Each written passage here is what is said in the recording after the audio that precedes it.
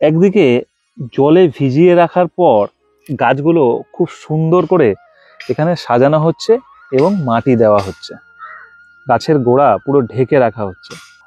নিচে পুরোটা ফাঁকা, কিন্তু উপরটা হাজারে হাজারে চারা তৈরি হচ্ছে এইভাবে।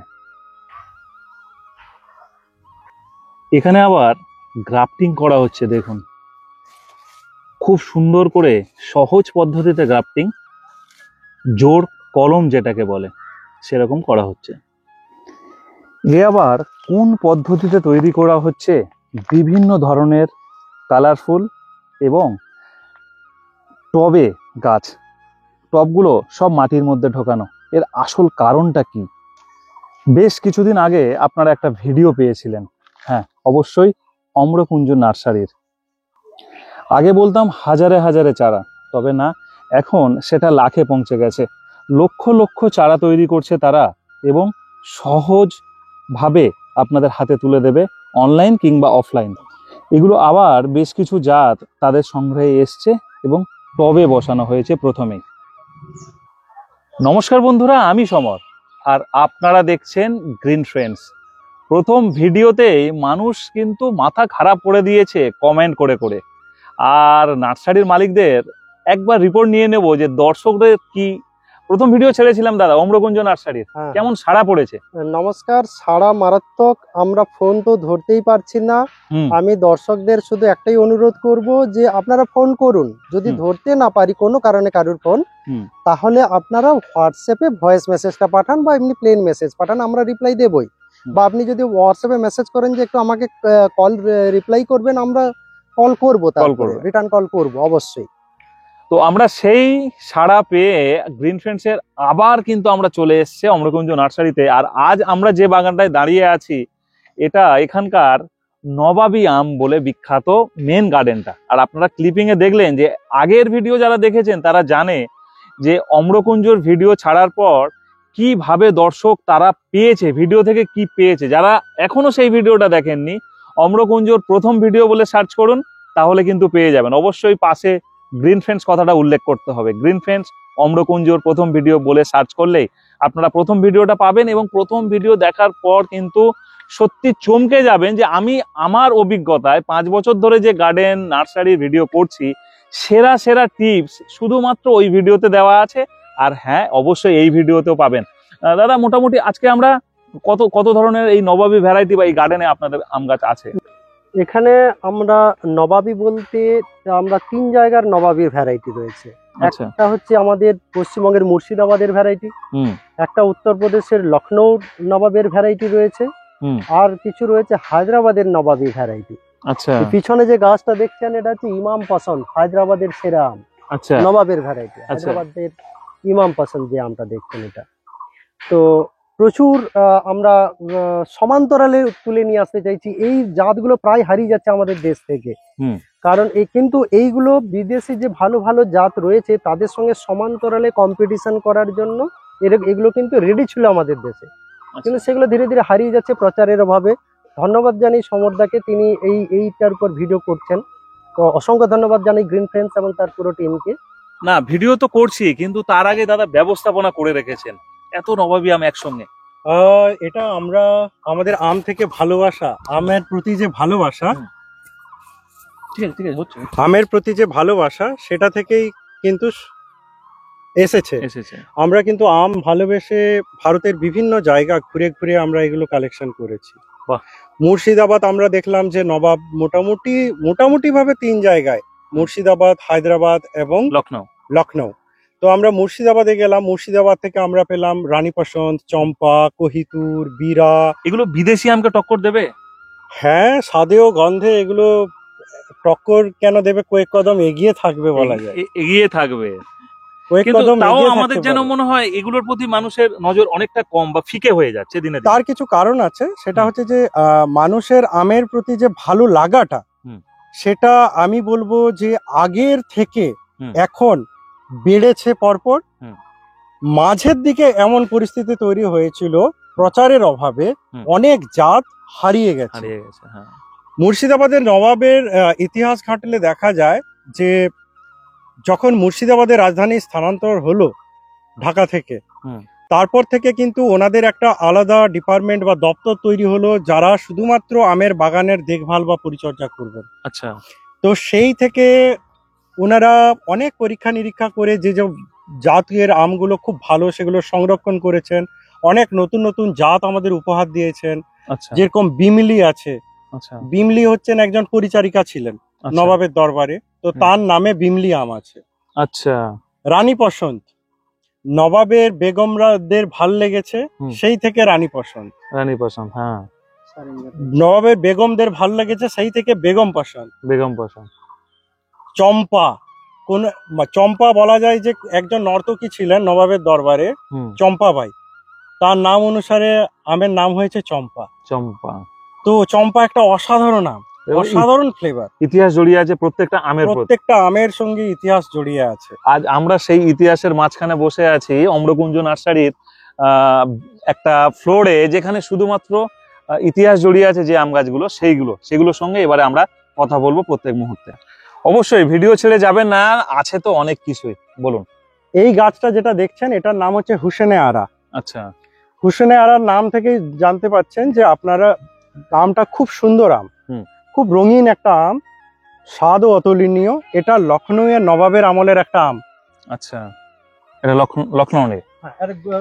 গুগল সার্চ করলে দেখবেন যে most beautiful mango of the world, আচ্ছা। সেটা কিন্তু হুসেনি আরা আসবে, গুগল সার্চ করলে দেখবেন। বাহ বাহ। আপনারা এই যে গাছটা দেখছেন এটা হিমাম পসন্দ, এটার আরেক নাম আছে ইমাম পসন্দ বা হিমায়াত। আচ্ছা। এটা হচ্ছে গিয়ে হায়দ্রাবাদের নবাবের আমলের আম। আচ্ছা। এরকম আরো গাছ আছে অনেকগুলো, তার মধ্যে এটা একটা গাছ। খুবই মিষ্টি স্বাদের আম, আমের সাইজটা খুব বড় হয়, 700-800 গ্রাম পর্যন্ত হয়। আচ্ছা। আর আমের পাতাগুলো এইরকম, গাছের পাতাগুলো একটু অন্য ধরনের, একটু অন্য ছোট ছোট। হ্যাঁ হ্যাঁ। আর চারা কিন্তু চারা এটা তৈরি হচ্ছে, হ্যাঁ, জোড় কলম তৈরি হচ্ছে। আর আপনার ভি গ্রাফটিংও পাবেন।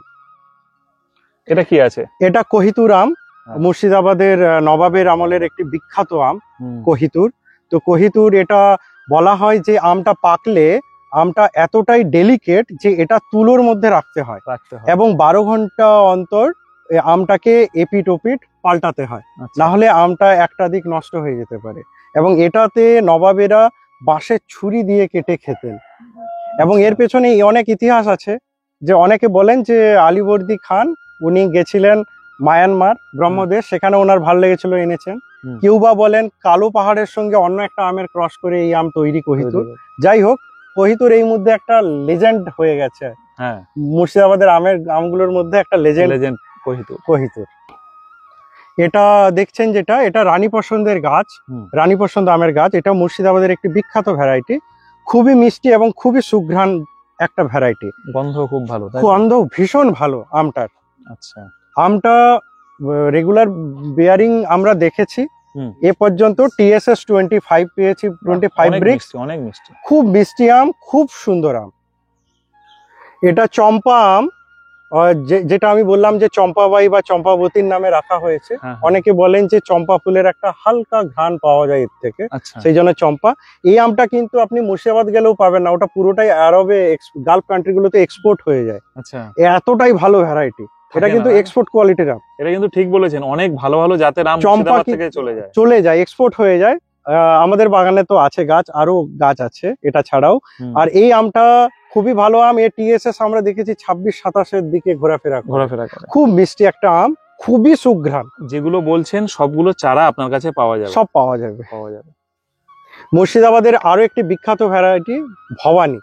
এই আমটি একটি কড়া পাকের মিষ্টি আম, এর TSS 25-26। আচ্ছা। এবং আমটি খুবই মিষ্টি এবং খুবই সুঘ্রাণ জাতীয় একটা আম। এর কিন্তু হেভি বিয়ারিং আমটা, আমরা এটা নোটিস করেছি। রানী পসন্দ আর ভবানী প্রচুর বিয়ারিং হয়, প্রচুর ফলে আমটা। আপনাদের এখানেও তাই তো? এখানেও এই গাছগুলোতে হয় তো, বড় বড় গাছ এগুলো সব। দেখতে পাচ্ছি অনেকটা উঁচু করে এখানে কিন্তু বেড করে চারা তৈরি করা হচ্ছে। হ্যাঁ, আপনারা এই যে গাছটা দেখছেন এটা চন্দন খোসা, এটা মুর্শিদাবাদের একটি প্রসিদ্ধ জাত। এটা থেকে অনেকে বলেন যে আমটা যখন পাকে আমের খোসা থেকে একটা চন্দনের হালকা একটা ঘ্রাণ বেরোয়, সেই থেকে আমটার নাম কিন্তু চন্দন খোসা। এই আমটি খুব মিষ্টি আম, খুব সুস্বাদু আম। এই যে গাছটি দেখছেন এটা হচ্ছে বীরা, আচ্ছা বীরার অপর নাম হচ্ছে সফদার পসন্ত। আচ্ছা। মুর্শিদাবাদের একজন দেওয়ান ছিলেন, দেওয়ান মানে যারা খাজনা আদায় করে নবাবকে দিতেন। তো সেই দেওয়ান সফদার জং বলে একজন দেওয়ান ছিলেন, যে তার খুব পছন্দের আম, সেই জন্য সফদার পসন্ত বলা হয়। আচ্ছা। এর অপর নাম হচ্ছে বীরা। এই আমটি মুর্শিদাবাদের একটি এক্সেপশনাল বা ব্যতিক্রমী আম। তার কারণ হচ্ছে গিয়ে আমটি পেকে গেলেও আমটি এতটাই টাইট থাকে, এর পাল্প আমটা ঘেটে যায় না। ওই আমটার রস আমরা বের করতে পারিনি, তখনও TSS 25 দিয়েছে। আচ্ছা 25 TSS, খুব মিষ্টি আম, অথচ আমটা ঘাটছে না। আচ্ছা, পুরোপুরি টাইট রয়েছে। এটা একটা ব্যতিক্রমী আম। আর আমটা যখন পুরো পেকে যায় TSS আমরা 28 পেয়েছি। আচ্ছা, কিন্তু আমটা একটু নরম হয় না। পাকার পরেও মানে নরম যেটা হয় সেটা খাওয়ার জন্য যথেষ্ট, কিন্তু ঘেটে যাবে না এই আম। সেলফ লাইফ খুবই ভালো। মোটামুটি অনেক আম গাছ দেখলাম, অ্যাপ্রক্স কি দাম থেকে শুরু আছে এখানকার আম গাছ? আমার দাদা যেমন 300 দাম বলতে বীরা, চম্পা, কহিতুর, এগুলো আমরা রানী পসওয়ান, এগুলো সব 300 করে দিচ্ছি আমরা। আচ্ছা। এখানে হুসেনিয়ারা যেটা আছে লখনৌ এর ভ্যারাইটি, ওটা 250 টাকা দিচ্ছি চারা। আচ্ছা। আর ইমাম পসন্দটা আমরা 400 টাকা করে দিচ্ছি। বাহ।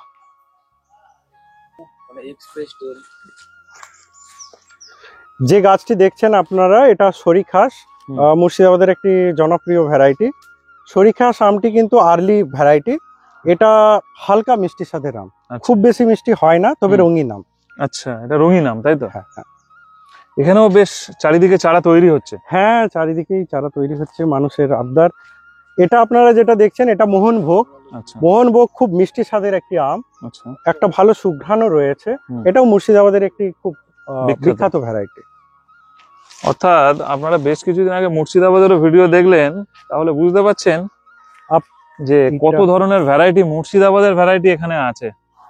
আপনারা এই যে গাছটি দেখছেন এটা চিনি চম্পা।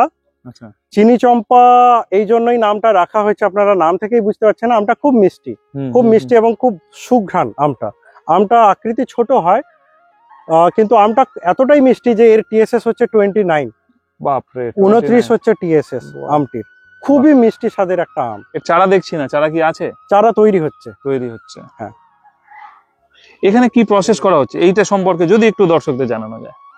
এটা সেনসেশন আম চারা, জাস্ট এইটা সেনসেশনের চারা কাটা হয়েছে, জোড় কলমের চারা কাটা হয়েছে। তারপরে এইটা প্রসেস করে রাখা হচ্ছে এখানে। এখানে এইভাবে 3 মাস বসে থাকবে গাছটা, তারপরে আমরা কাটার পরেই বিক্রি হয় না? না, কাটার পরে সঙ্গে সঙ্গে বিক্রি হয় না। কাটার পরে প্রথমে জলে ভিজিয়ে রেখে আবার মাটি চাপা দিচ্ছেন গোড়াগুলো? হ্যাঁ হ্যাঁ হ্যাঁ, এটা 3 মাস থাকবে এখানে। আর আরো একটা সিস্টেম দেখুন, এখানে কিন্তু ট্যাগ চলে এসছে সব সেনসেশন বলে, এবং সেই ট্যাগ লাইন করে তবেই কিন্তু মানে একটা না মিস্টেক হয়, একটাও যাতে না মিস্টেক হয় কোনোভাবে। এত চারা চারিদিকে দেখছি, যে আপনাদের চারা তৈরির কি কোনো লিমিট আছে এখনো পর্যন্ত? না, চারা যেরকম আমরা বেশিরভাগটা জোড় কলম তৈরি করি, জোড় কলম করতে গেলে চারার সংখ্যাটা একটু কম হয়।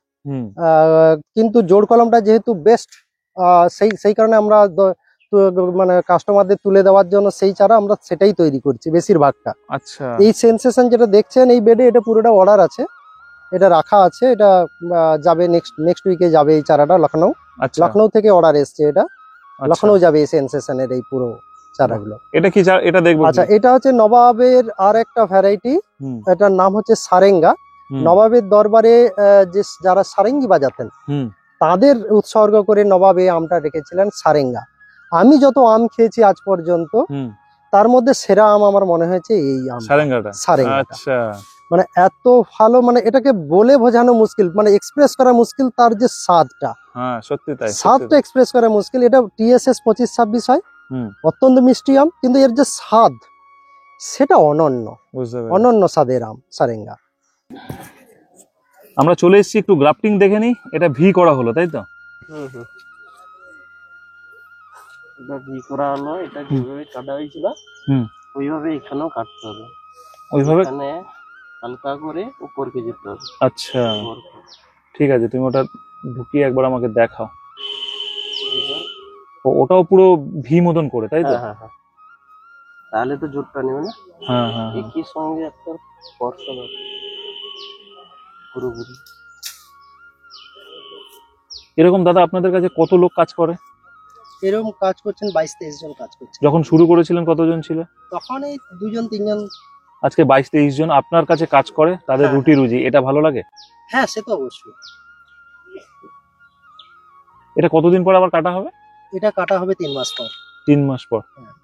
আর যখন কলম করব তখন এই এলাটা ছোট্ট দরকার, আচ্ছা, মানে উপরে জয়েন্ট হবে না, উপরে জয়েন্ট হবে একটু না, নিচে করতে হয়, বুঝতে পেরেছি। তাহলে জয়েন্টটা ভালো হবে, তাই তো? ভালো হবে, গাছের গ্রোথটাও ভালো হবে। ভালো হবে। এটা যে গাছটা আপনারা দেখছেন, এটা মিশ্রি দানা। হুম। খুব মিষ্টি আম, খুবই মিষ্টি আম। এর আঁটিটা একটু বড় হয়, কিন্তু আমটা ভীষণ মিষ্টি আম, আর কোনো ফাইবার নেই আমটার। এই আমটাতে? এই আমটাটা এটা নবাবী আমলের আম, মুর্শিদাবাদের আম। বাহ। এই যে গাছটি দেখছেন, এটা বৃন্দাবনী। এটা নদিয়ার বিখ্যাত আম। এটা খুব কড়া স্বাদ, মিষ্টি স্বাদের আম। আচ্ছা, এটা কিন্তু নদিয়ার আম, মুর্শিদাবাদের নয়। নদিয়ার আম। হ্যাঁ, এটা খুব কড়া মিষ্টি স্বাদের আম। বাহ। এই জাতটা। গাছ শুধু দেখলে হবে না, গাছের সঙ্গে সঙ্গে চারাও কিন্তু সে সঠিক পদ্ধতিতে তৈরি, এবং সেটা আপনাদের হাতে তুলে দেওয়া হবে কত সুন্দর করে। এখানে খাবারও কিন্তু রেডি হচ্ছে, দেখুন ভাঁড়ের মধ্যে করে। এটা ভাঁড়ের মধ্যে করলে ভালো হয়। সরষের খোল? হ্যাঁ, এটা পুরো অর্গানিক ভাবে আমরা করি, তৈরি করেন, বুঝতে পেরেছি। এই যে গাছটি দেখছেন, এটা মুর্শিদাবাদের নবাবী আমলের একটা খুব ভালো ভ্যারাইটি, রোগনি।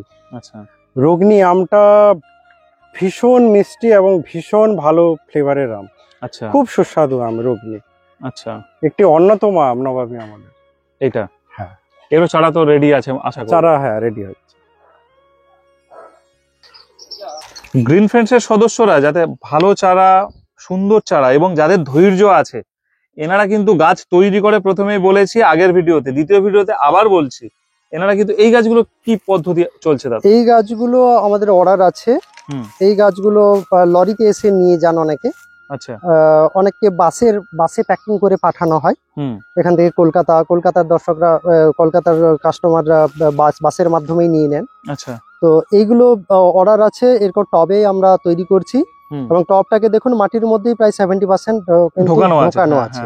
তার কারণ হচ্ছে যাতে শেকড় গুলোতে না হিট ট্রান্সফার হয়। আচ্ছা, সেই কারণে ভেতরে ঢোকানো আছে, যাতে গাছটাও খুব সুন্দরভাবে তাড়াতাড়ি বেড়ে ওঠে। এইভাবে অর্ডারি চারা রেডি হচ্ছে। আপনারা তৈরি করে 6 মাস পরে দিয়ে দেবেন? 6 মাস পরে, কেউ যদি 1 বছর পরে চান একটু বড় গাছ, সেটাও করা হয়। সব রকম পদ্ধতি করেই দিচ্ছেন? হ্যাঁ, মানে মানুষ গাছ করুক, হ্যাঁ, আর ভালো আম গাছ ছাদে করুক। এগুলো তাই তো? এগুলো মোটামুটি রেডি আছে চারা? এগুলো রেডি আছে চারা। মাতৃ গাছ এত আছে, একটা ভিডিওতে দেখানো সম্ভব নয়। 10টা ভিডিওতেও দেখানো সম্ভব। এনারাও কিন্তু বিভিন্ন জায়গা থেকে আম আনে, প্রত্যেকটা গাছের গায়ে লেবেল করে নিজেরা চারা তৈরি করে গাছ বসিয়ে সেখান থেকে মাদার প্ল্যান্ট তৈরি করে আম ফলার পরে এখান থেকে দেন। আপনারাও কি গাছ কিনতে গিয়ে অনেক সময় ঠকে যান? প্রচুর ঠকেছি আমরা। যেমন 200 পিস কিং অফ চাকাপাত কিনেছিলাম 4 বছর আগে, মাত্র 21টা অরিজিনাল বেরিয়েছে 200টার মধ্যে, বাকি সব ব্যানানা। আমরা 400 পিস মিয়াজাকি নিয়েছিলাম, 20টা অরিজিনাল বেরিয়েছে, বাকি সবই ডুপ্লিকেট। তো এটা আমি জাস্ট একটা উদাহরণ দিলাম, প্রায় সমস্ত ভ্যারাইটিতে একই রকম ব্যাপার। তো তারপর থেকে আমরা ঠিক করেছিলাম যে আমরা যেখানকার জাত সেখান থেকেই নিয়ে আসবো, গিয়ে মানে সে যত দূরেই হোক সেইভাবেই আমরা, যে কোনেই হোক, পৃথিবীর যে কোনো হোক, সেখানে গিয়ে নিয়ে আসবো আমরা। আচ্ছা। যেমন ধরুন একটা আম বাক্সটন স্পাইস, সেটা ওয়েস্ট ইন্ডিজের জামাইকাতে পাওয়া যায়।